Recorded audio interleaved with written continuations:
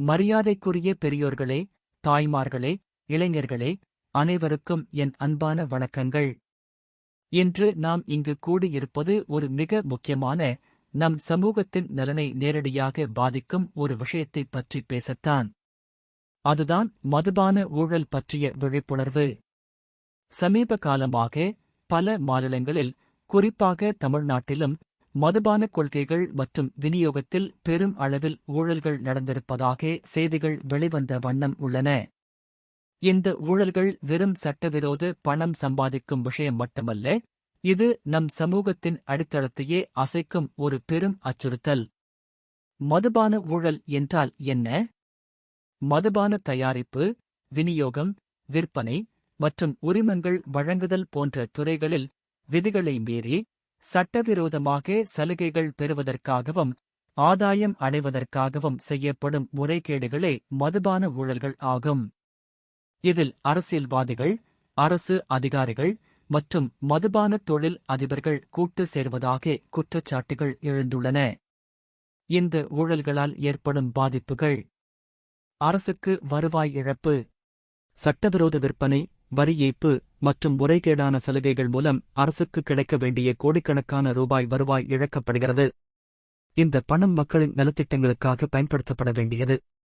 அது மக்களின் அடிப்படை வசதிகளான கல்வி, சுகாதாரம், உள்கட்டமைப்பு மேம்பாடு ஆகியவற்றில் முதலீடு செய்யப்படாமல் சில தனிநபர்களின் பைகளை நிரப்புகிறது. சமூக பாதுகாப்பு சீர்குலைவு. மதுபானம் சமூகத்தில் பல பிரச்சினைகளை உருவாக்குகிறது. மதுபான ஊழல்கள் மூலம் சட்டவிரோத மதுபான விற்பனை அதிகரிப்பது, தரமற்ற மதுபானங்களின் புழக்கம் மற்றும் இளம் வயதினரிடையே மது அருந்தும் பழக்கம் அதிகரிப்பது போன்ற சமூக சீர்கேடுகளுக்கு வழிவகுக்கிறது. இது குடும்ப வன்முறை, குற்றச்செயல்கள், சாலை விபத்துகள் போன்றவற்றையும் அதிகரிக்கிறது. ஊழலின் பிடியில் சமூகம். இத்தகைய ஊழல்கள் அரசின் மீதான மக்களின் நம்பிக்கையை சிதைக்கின்றன. சட்டத்தின் ஆட்சி மீதான மரியாதையை குறைக்கின்றன.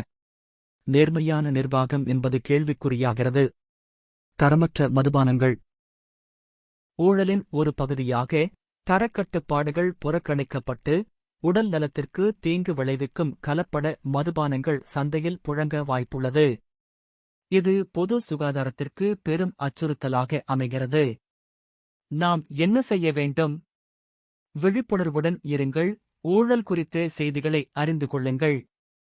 அதன் தாக்கத்தை புரிந்து கொள்ளுங்கள். ஊடகங்கள் மற்றும் நம்பகமான ஆதாரங்களில் இருந்து தகவல்களை பெறுங்கள். கேள்வி கேளுங்கள்.